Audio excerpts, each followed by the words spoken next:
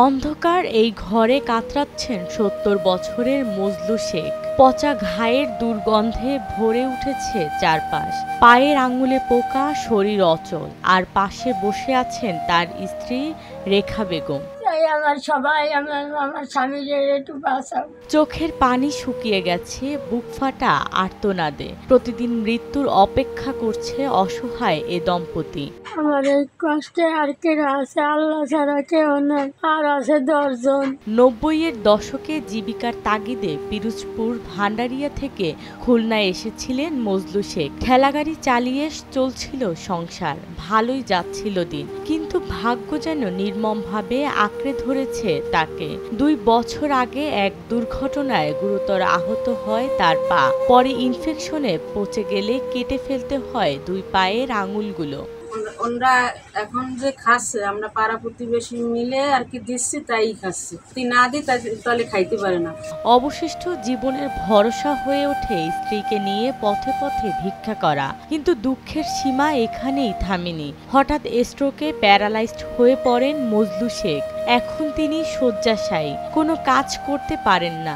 উনি যে ওষুধ কিনে খাবে, সেই ওষুধের পয়সাও তার কাছে নেই। সেই ওষুধের পয়সার জন্য আপনাদের কাছে অনুরোধ জানাচ্ছি যে আপনারা কিছু যদি একটু সহযোগিতা করেন, তাহলে উনি ওষুধ খেয়ে হয়তো যতদিন বাঁচতে পারবে আপনাদের। কারণ রাখার মালিক আল্লাহ, উসিলা আপনারা একটু হেল্প করে আপনারা দেখবেন।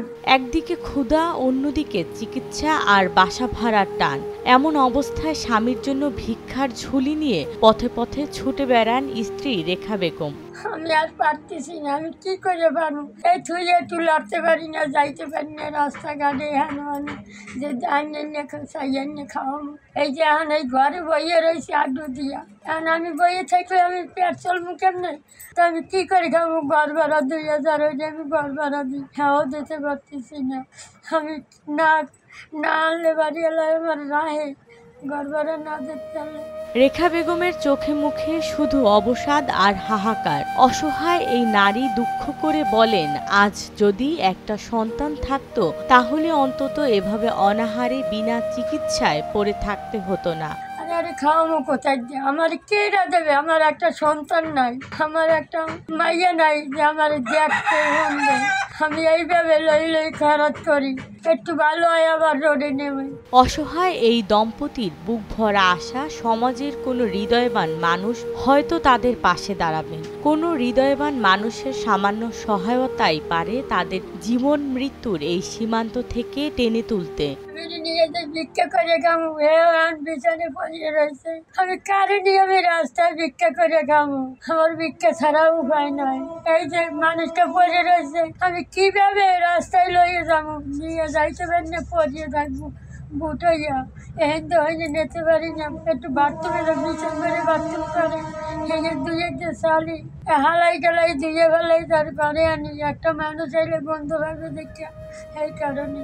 খুলনা খালিশপুর কদমতলা এলাকার এই ছোট্ট ঘরে স্বামীর অচল দেহের পাশে বসে রেখা বেগম প্রতিনিয়ত প্রার্থনা করে চলছেন, আল্লাহ যদি কারো হৃদয়ে দয়া দেন তাহলে হয়তো তাদের জীবনে আবারও আলো জ্বলবে।